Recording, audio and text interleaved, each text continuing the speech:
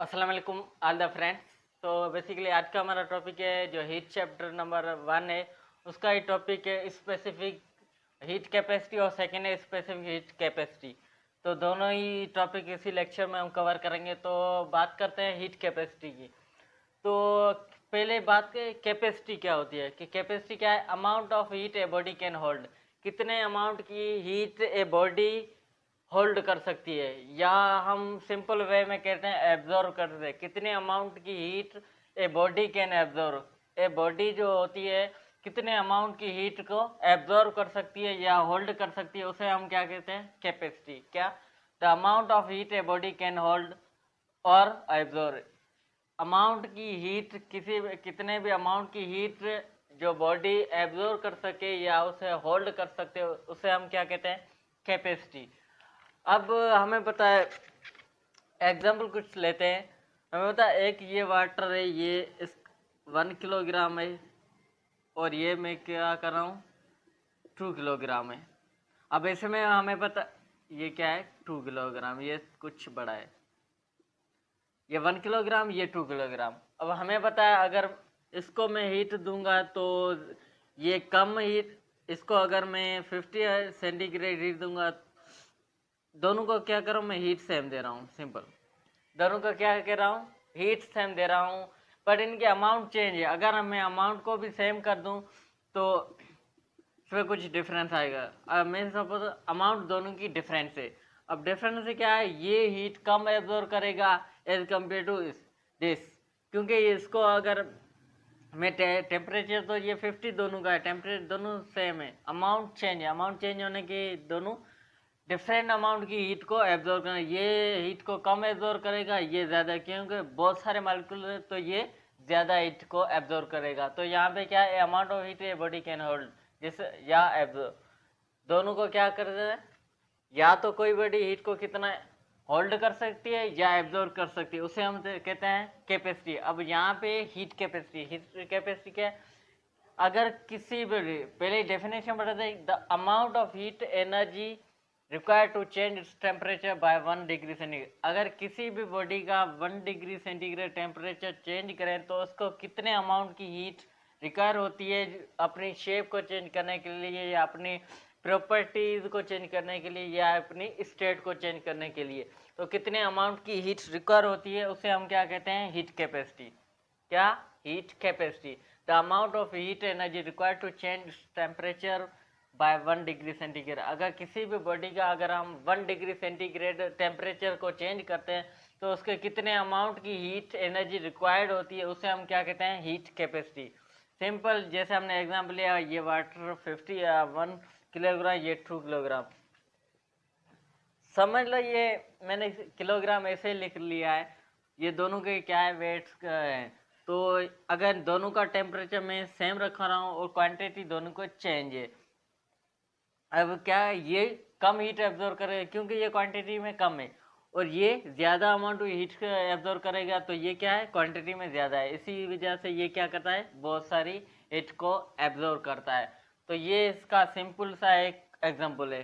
क्या है, एक सिंपल सा एग्जाम, इसकी डेफिनेशन क्या पड़ी थी, the amount of heat energy required to change this temperature by 1 degree centigrade. किसी भी बॉडी का अगर हम 1 सेंटीग्रेड टेम्परेचर चेंज करें तो उसमें कितने अमाउंट की हीट एनर्जी रिक्वायर्ड होती है अपने स्टेट को चेंज करने के लिए या अपनी प्रॉपर्टी को चेंज करने के लिए, जिसे हम क्या कहते हैं, हीट कैपेसिटी। सिंपल, क्या, हीट कैपेसिटी।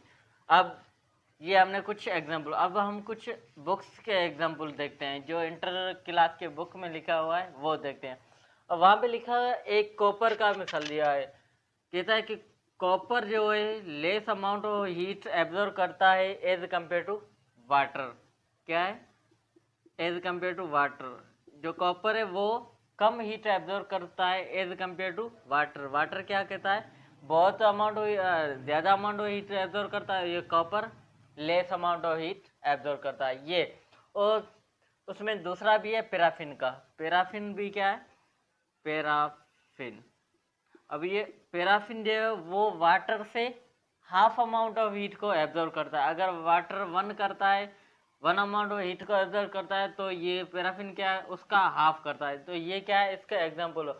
अब हमें इससे ये पता चलता है कि हर एक सब्सटेंस की अपनी अपनी प्रॉपर्टी होती है, अपनी अपनी स्टेट होती है, और वो अपनी स्टेट के हिसाब से या अपने स्टेट के हिसाब से या अपने उसमें जितने मालिक्यूल्स है या उतने अपने कितने एटम्स है, उसी हिसाब से वो अपने हीट को क्या एब्जॉर्व करती है।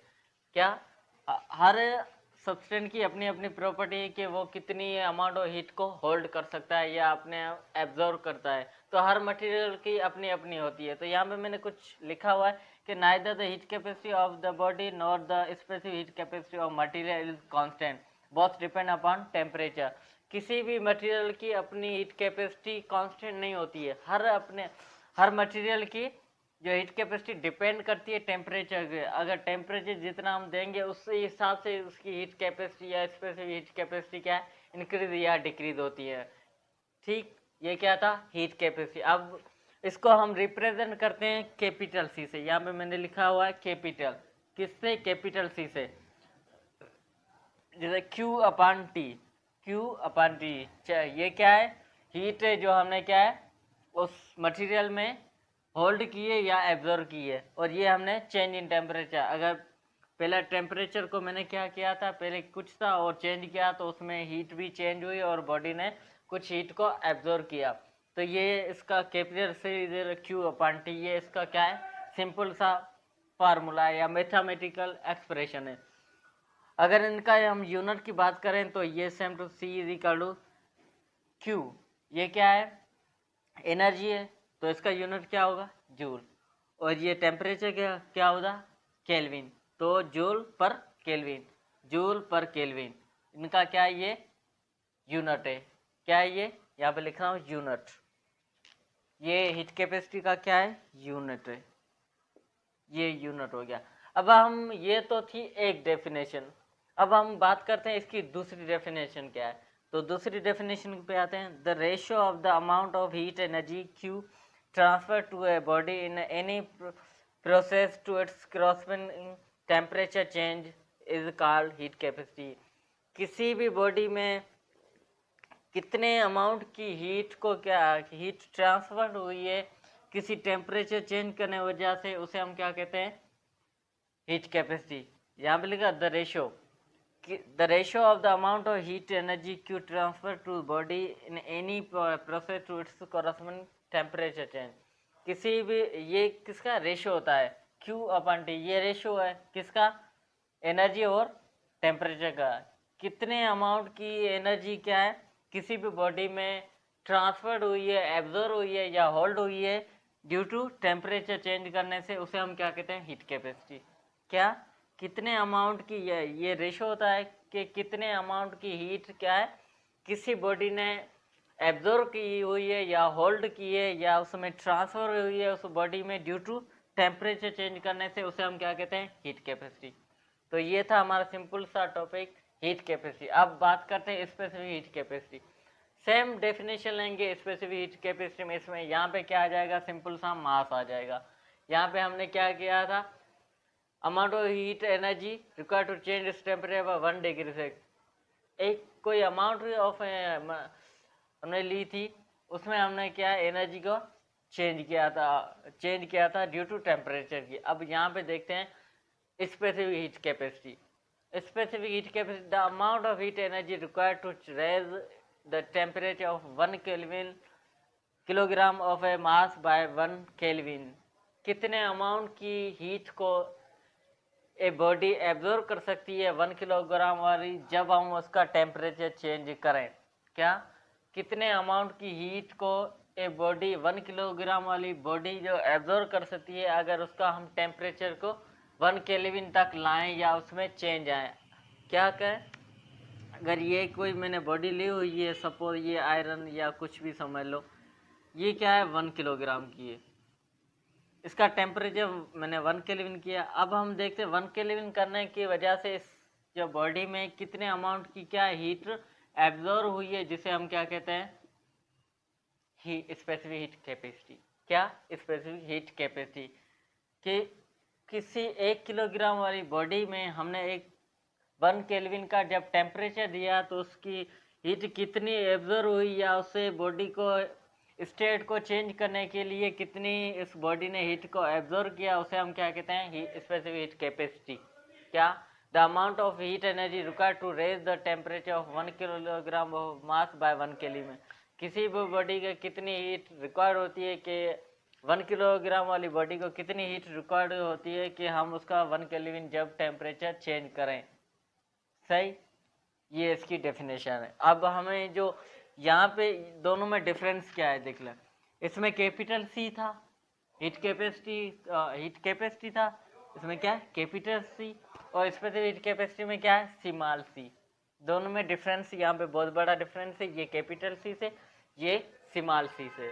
अब आ जाते हैं सी इज इक्वल टू क्यू अपान, ये हमने क्या है मास जो था 1 kilo in change in temperature, same ये वाला फार्मूला है। यहाँ पे मास की बात है तो यहाँ पे मास आ गया। ये क्या है एनर्जी है जिसका हमने, ये क्या है हीट एनर्जी है जो किसी उस 1 किलोग्राम वाली बॉडी में क्या एब्जॉर्ब हुई या उसने होल्ड किया, ये क्या है हीट वही। ये टेम्परेचर क्या है, यहाँ पे जब हमने इस टेम्परेचर को 1 केल्विन किया था तो उस बॉडी ने 1 किलोग्राम वाली बॉडी ने कितनी हीट को एब्जॉर्ब की थी, उसे क्या हम कहते हैं नाम स्पेसिफिक हीट कैपेसिटी।